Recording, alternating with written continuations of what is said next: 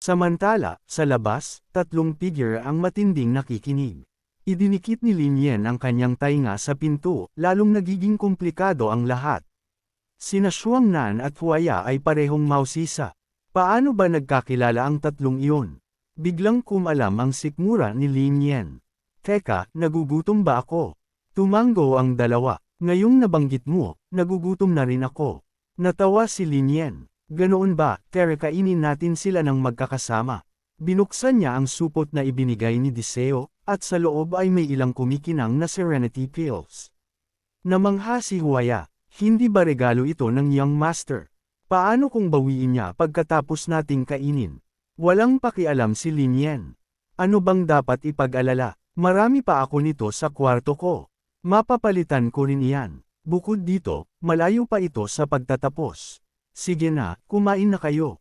Hinawakan ni Shuang Nan ang kamay ni Huaya para bigyan ng lakas ng loob. Sabi mismo ng Divine Doctor, sapat na ang isang maayos na tulog. Pag-ayos natin, lahat ay magiging maayos na. Tumango si Huaya. Talaga, mukha namang normal lang ang mga masters kanina. Sabay-sabay silang kumuha ng mabangong Serenity Pills. Sige, kain na tayo. Biglang may malakas na sigaw mula sa malayo. Nagmamadaling isinubol ng tatlo ang mga tableta habang si Lihan, na ang mukha ay simpula ng baga, ay tumatakbo patungo sa kanila na tila hinahabol ng multo. Sigaw niya, tigil. Lahat kayo tumigil. Natigilan ang tatlo, nakatingin sa kanya sa takot. Hinablot ni Lihan ang huling ilang Serenity Pills at galit na nagtanong, pamilyar na pamilyar ito. Huwag mong sabihing Serenity Pills ito. Paano nyo ito nakuha? Inosenteng sumagot si Lin Yen, ibinigay lang po sa akin. Hindi makapaniwala si Lihan. Ibinigay sa iyo. Kanino? Tamang-tama naman, may narinig na paparating na yabag, kasunod ang isang masayang boses. Mukhang maswerteng araw nyo. Ngayon, dumating si Namkung Jan, dala ang kahon na dati ay kinalalagyan ng Serenity Pills.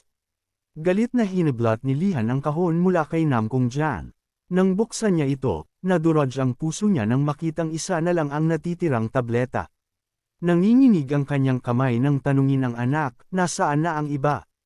Kalmadong sumagot si Namkung Jan, syempre, kinain namin.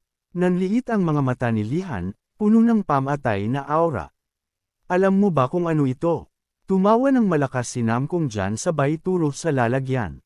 Serenity Pills. Nakasulat na nga sa kahon o. Malabo na ba ang mata mo? Siguro tumatanda ka na talaga. Hindi na magawang maiyak ni Lihan, tumingin sa langit at umungal sa galit. Pagkatapos ay hinarap niya si Namkung Jan, ang kanyang boses ay singlamig ng yelo. Ang mga katulong ay amoy Serenity Pills din. Ilan ba ang kinain nila? 5, 7, o 10?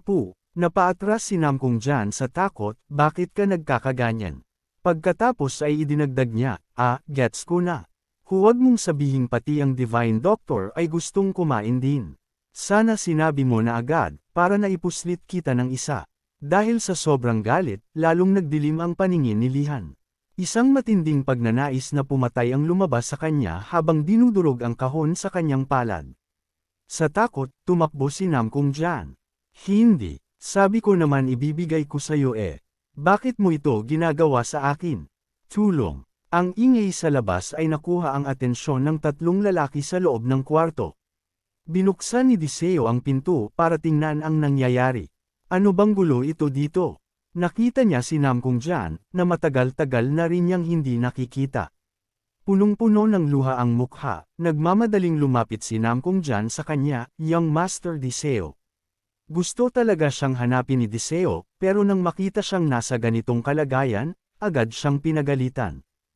Anong ginagawa mo rito? Pero bago pa siya matapos, nagtago na si Namkung Jan sa likuran niya, mukhang takot na takot. Lalo lang nalito si Deseo. Anong nangyayari rito? Lumapit din si Lihan para suriin ang kalagayan ni Namungkang at Baton. Mukhang maayos na ang dalawa at agad na nagpasalamat kay Lihan. Maraming salamat po, sir. Dahil sa inyo, nakapagpahinga kami ng maayos. Payo ni Lihan, magpahinga pa kayo ng ilang araw. Umiling ang dalawa, hindi na kailangan. May kailangan kaming asikasuhin agad. Samantala, nakakapit pa rin si Namkung Jan sa binti ni Deseo, at mukhang malapit na siyang saktan ni Diseo. Binigyan ni Lihan si Namkong Jan ng tingin na nakamamatay. Kung ganoon, wala tayong magagawa. May kailangan din akong asikasuhin. Isang masamang ngiti ang gumuhit sa mukha ni Diseo. Ah, ganoon pala, gets ko na. Agad niyang ibinigay si Namkong Jan kay Lihan. Mukhang marami kayong dapat pag-usapan, Tumanggo ng matalim si Lihan. Hinablat niya si Namkong Jan sa kwelyo at sinimulang kaladkarin palayo. Wala nang nagawa si Namkong Jan kundi sumigaw, "Young master, parang awa mo na." Hindi siya pinansin ni Diseo at hinarap ang mga katulong. "Sige na, mauna na kayo. May kakausapin lang ako sa dalawang ito. Susunod na lang ako." Makalipas ang ilang sandali, umalis na ang lahat. Pumunta ang tatlong lalaki sa kawayanan sa likod ng mansyon ni Diseo. "Dito na lang. Gusto kong gamitin nyo ang anumang teknik na alam nyo. Oobserbahan ko kayo. Kung may kailangang itama, sasabihin ko." Maliwanag. Bunot ni Mungkang ang kanyang espada. Itinaas niya ang talam sa hangin habang ang isang pamatay na aura ay bumalat sa paligid. Ang spiritual energy ni Mungkang ay dumadaloy ng perpekto kasabay ng kanyang espada. Nagsimula siyang gumalaw ng may sining, ang bawat taga ay puno ng spiritual energy na sapat na para maramdaman ni Diseo ang lamig ng kamatayan. Isang malakas na hangin ang umihip lampas sa mukha ni Diseo. "Nararamdaman mo ba ang hangin?" sabi ni Baton sa tabi, sabay tingin kay Diseo. "Seryoso ka ba?" Para bang ibinuhos ni Mungkang ang kanyang buong kaluluwa sa talam, gumagalaw ng may banayad at malambot na sining. Ang talam ay sumusunod sa landas ng hangin. Ang kanyang teknik ay nakabatay sa perpektong pakikipag-ugnayan sa kalikasan. Sa wakas, naabot na ng swordsmanship ni Mungkang ang rurok nito. Pawis na pawis, bumantong hininga si Mungkang at nagtanong, "So, anong tingin mo?" Dahan-daang pumalakpak si Diseo. "Well, sa tingin ko ayos lang naman iyon." Nagulat si Mungkang, hindi alam kung pinupuri ba siya o iniinsulto. Ninas ni Baton at Mungkang. Itinuro nila si Diseo, "Tingnan mo, hindi mo kailangang magsinungaling para lang hindi kami mapahiya. Masagwa iyon. Kung nasaktan ang pride mo, aminin mo na lang. Naiintindihan namin." Samantala, mabilis ang takbo ng isip ni Diseo. "Anong gagawin ko? Iyon lang naman talaga ang nakita ko." Para patunayan na hindi siya nagsisinungaling, kinuha ni Diseo ang espada mula sa kamay ni Mungkang. "Akin na nga iyan. Gagawin ko ang mismong form na ginawa mo." Humakbang siya pasulong. Sabi ni Mungkang, "Sige, sige. Tingnan natin ang galing mo." Tumawa ng mayabang si Mungkang. Mula bata pa siya, ginugol niya ang ilang dekada sa pag-aaral ng Tai Chi Sword hanggang sa maging perpekto ito. Alam niyang ang Wisdom Sword ay magagamit lamang ng isang taong nakamit ang malalim na kaliwanagan. Ipinikit ni Diseo ang kanyang mga mata, nararamdaman ang diwa ng talam. Inulit niya sa kanyang isip ang bawat galaw, bawat kumpas, at bawat porma na ginawa ni Mungkang kanina. Pagkatapos, iwinasiwas ni Diseo ang espada, eksaktong sinusundan ng mga pattern ng Wisdom Sword na ipinakita ni Mungkang. Sa sandaling iyon, nanlaki ang mga mata ni Mungkang sa matinding pagkagulat. Totoo nga, gumagalaw si Diseo ng eksakto kung paano siya gumalaw kanina, mula sa bawat arko ng talam hanggang sa paghampas pakaliwa at pakanan. Para itong isang perpektong salamin ng kanyang porma. Lumapit si Baton sa kaibigan at bulalas, "Ang porma niya, hindi naman masama, di ba?" Ngunit si Diseo ay lunod na sa daloy ng espada. Ang unang form ng secret technique ay matatapos na. Habang hinihigpitan ng hawak sa puluhan, napagtanto ni Diseo na ito ang uri ng martial art na lalong lumalakas sa bawat susunod na galaw. Ngayon ay naintindihan na niya kung bakit itinataya ng mga martial artists ang kanilang buhay para sa isang banal na teknik na tulad nito. Baka ituloy ko pa ito ng kaunti. Doon ay may napagtanto si Baton. Si Mungkang naman ay parang tinamaan ng kulog. Nakikita niya ng sarili niyang mga mata ang martial art na ilang taon niyang pinaghirapan, na ngayon ay nagagaya ng ganoon kadali ng isang bata lang. Ang dulo ng espada ay tumusok sa isang nahuhulog na dahon, at isang malakas na spiritual energy ang sumabog, ang pangalawang form ng Wisdom Sword. Isinagawa ni Diseo ang ilang malalambot na galaw, ipinapakita kung paano binalot ng sining ng espada ang kanyang buong katawan. Ang kanyang mga taga ay mabilis, malinis, at mapagpasya. Tila naging isa siya sa talim sa bawat hakbang at bawat kumpas. Maging ang mga dahon ay tila sumasayaw sa kanyang ritmo. Sa loob ng katawan ni Deseo, isang luntiang buto ang nanginginig ng matindi, naglalabas ng malakas na enerhiya. Nanlaki ang mga mata ni Baton sa hindi makapaniwala. Sa ganitong bilis, bago siya matapos, baka kailangan na nating manako ng mga bagong teknik sa sarili nating mga sect. Biglang huminto si Deseo, hanggang dito na lang ang kaya ko. Wala na akong ibang maisip. Pagkatapos ay nagbigay siya ng babala, huwag mong pilitin. Sumunod ka lang sa pakiramdam mo. Nakuha mo. Ang teknik na ito ay perpekto para sa matandang hardinero na nagnakaw nito sa Wuwang Sect. Habang lalo mong sinasanay, lalong gumagaan ang iyong katawan. Iyan ang dahilan kung bakit itataya ng mga tao ang kanilang buhay para sa Tai Chi Wisdom Sword. Hindi naman talaga ito ninakaw, di ba? Ang paliwanag ni Deseo ay nag-iwan kay Mungkang na nanginginig ng hindi mapigilan. Biglang sumigaw ang matanda, gusto mo bang sumama sa akin at itatag ang pinakamagaling na martial arts sect sa mundo? Nagliwanag ang kanyang mukha na parang nakatagpo ng ginto, at agad niyang hinawakan ang kamay ni Deseo. Ako ang bahala sa lahat ng logistics at gagawit kitang sect master. Sumali rin si Baton sa alok, Amitabha, siguradong narinig mo na ang 1000 taong gulang na Shaolin. Gusto mo bang tulungan akong gawing #1 Buddhist sect sa mundo ang Shaolin Temple? Itinuro ni Deseo ang matanda at nagutos, nagsasalita ka ng mga kakaibang bagay, bakit hindi mo muna ipakita ang martial arts mo? Dahil doon, mabilis na umiling ang matanda at tumanggi. Sa tingin ko ay hindi, sabi ni Deseo habang naglalakad palayo. Sige, aalis na ako. Dalhan niyo ako ng 200 leyang, at tuturuan ko pa kayo. Pag napag-isipan niyo na, hanapin niyo ako sa main hall. Naisip ni Baton, nakuha lang ng batang ito ang wisdom sword sa harap mismo ni Mungkang. Pagkatapos makita iyon, hinding-hindi ko ipapakita ang sarili kong techniques ng ganoon kadali. Inisip ng matanda ang mga teknik ni Deseo, at lumalim ang kanyang hinala. Bakit ko naramdaman ang aura ng dakilang Bodhidharma mula sa batang iyon? Bago pa niya ito mapag-isipan ng malalim, si Mungkang ay naglalakad na habang bumubulong, 200 leyang. 200 leyang lang pala, natarante si Baton at nagtanong, saan ka pupunta? Seryosong sumagot si Mungkang, pupunta ako sa Wuwang Sect para mangutang ng 200 leyang. Sapat na iyon, di ba? Sumigaw sa kawalan ng pag-asa ang matandang master.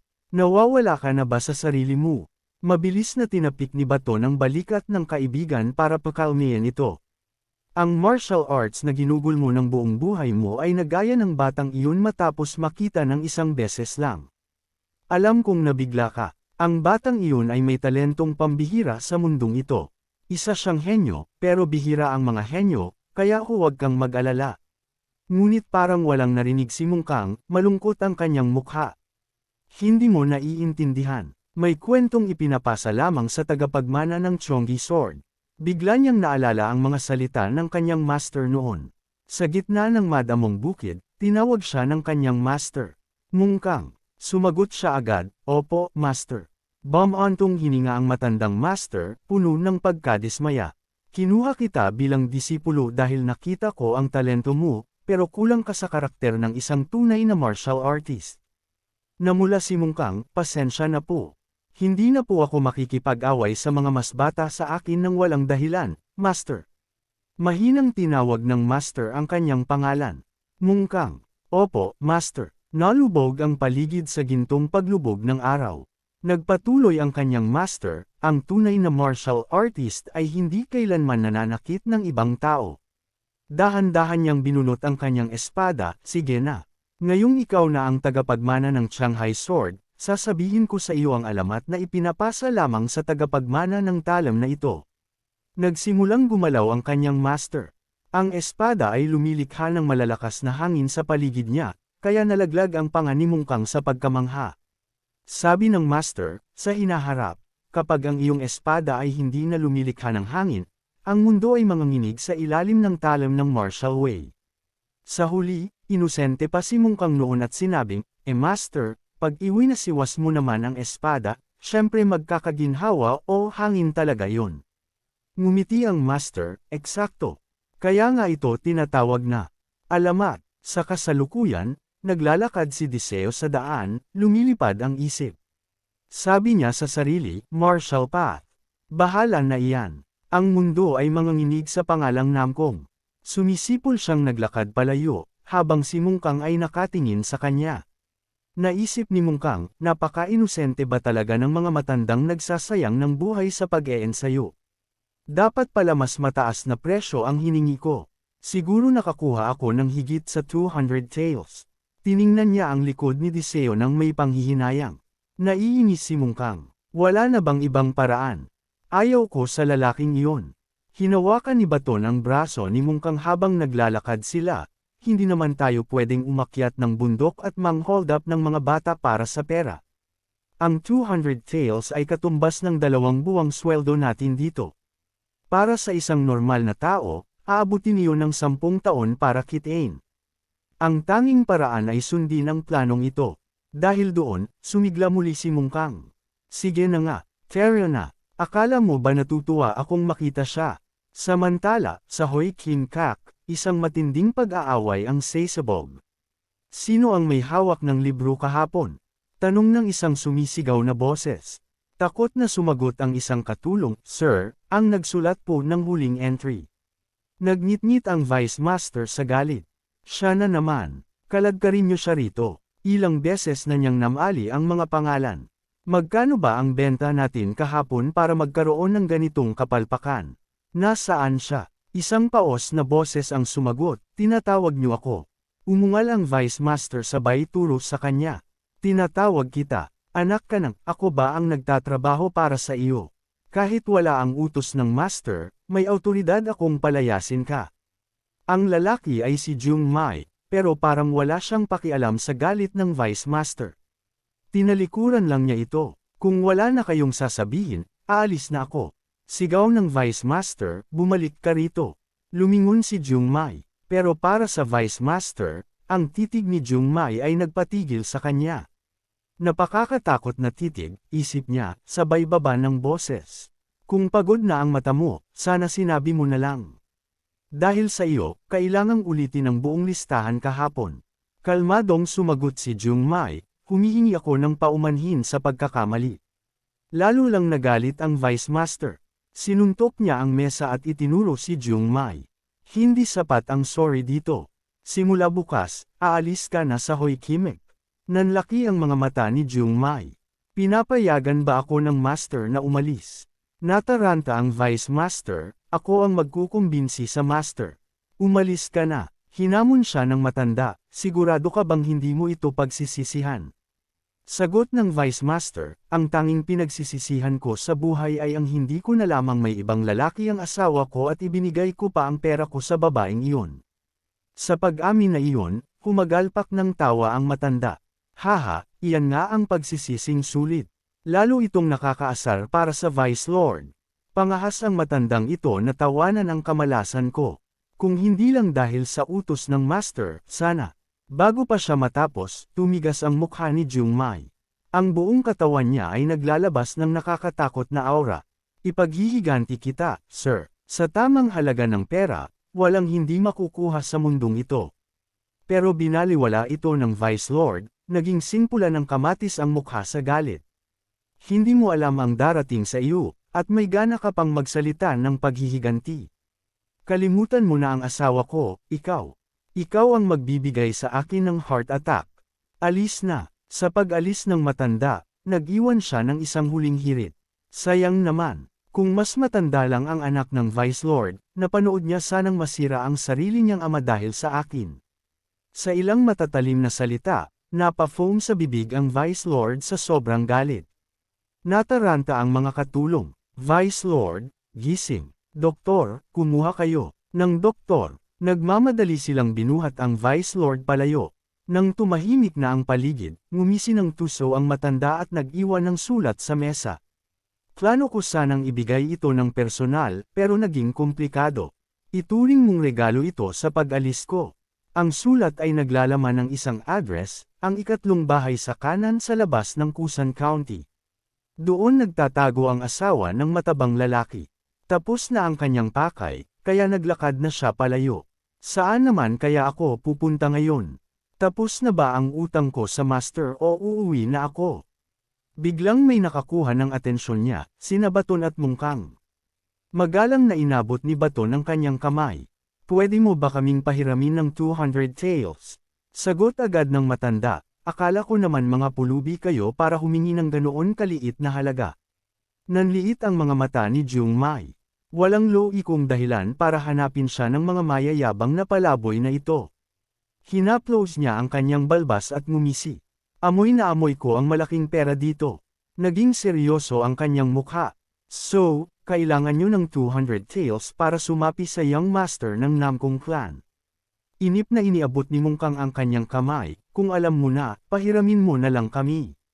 Babayaran ka namin mamaya. Tumawa ng tuso ang matanda. Kung sasali kayong dalawa sa kanya, ibig sabihin pati ang 50 tauhan nyo ay susunod, 50 katao, kamo. Natarante si Baton. Amoy pera siya, di ba? Naalala ni Baton ang nakaraan ni Jung Mai, ang panahon na kilala siya bilang Gold King, ang taong may hawak ng pinakamalaking yaman sa Central Plains. Basta may kita, ibebenta niya kahit ang sariling pamilya. Isang taong bulag sa pera. Sabi ni Jung Mai nang may pangungot siya, inaasahan yung kikilos ako para sa barya-baryang 200 taels. Itaas ang presyo. Ngayon, tipunin niyo ang lahat ng tauhan niyo at dalhin niyo rito. Nagulat ang dalawa. Ano? Sabi ng matanda, kahit 10,000 o 100,000 taels pa iyan, magpapasya ako pagkatapos kung makilala ang young master.